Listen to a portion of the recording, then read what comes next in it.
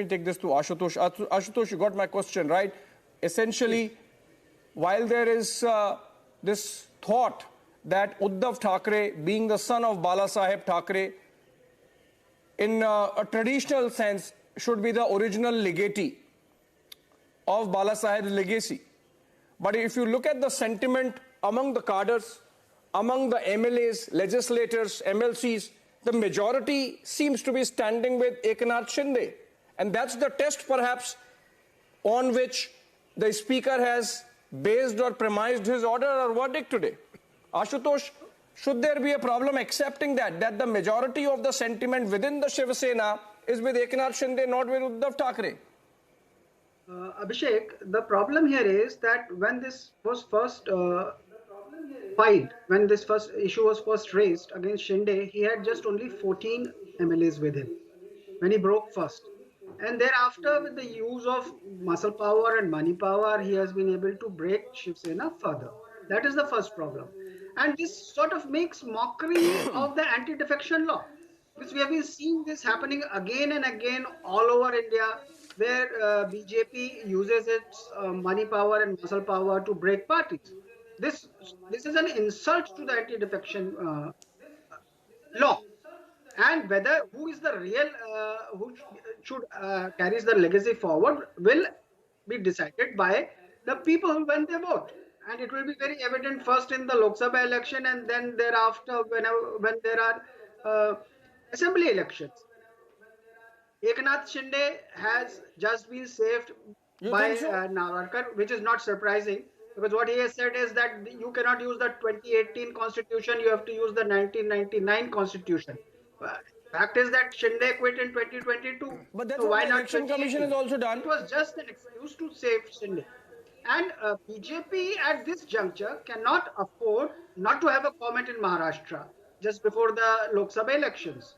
So this ruling is not surprising. How the Supreme Court pronounces a verdict on it remains to be seen. Because there is another interesting thing coming up on 31st, I think, January, when the Ajit Pawar faction, Narvekar has to give his opinion on Ajit Pawar faction.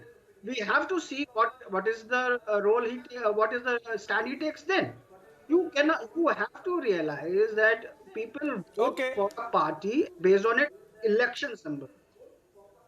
Let me take this to Ashutosh Mishra. Ashutosh Mishra, the BJP counter is, you are saying that the BJP is misusing anti-defection law with mass defections, but the counter is that the mandate was a joint mandate for Shiv Sena BJP, which Uddhav Thackeray flouted by defecting lock, stock, barrel and going with the Maharashtra Vikas Aghadi, with the Congress and Sharad Pawar. So obviously, those people who have been wedded to the ideology of a strong, stringent Hindutva within the Shiv Sena family, they felt cheated more than the electorate, and then they decided that, okay, fine, let's defect back to the BJP Hindutva camp.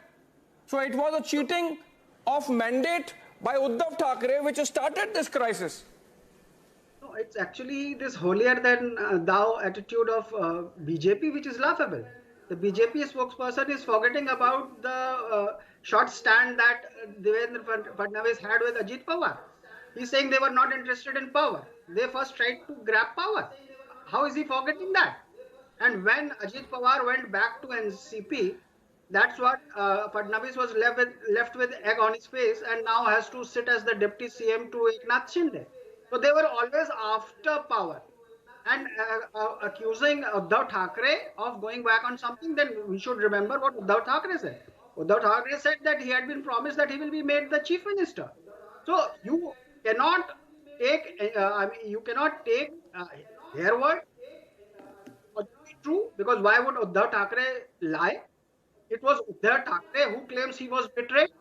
So that is very clear. I mean, there is something which in the end, the voters will have to decide.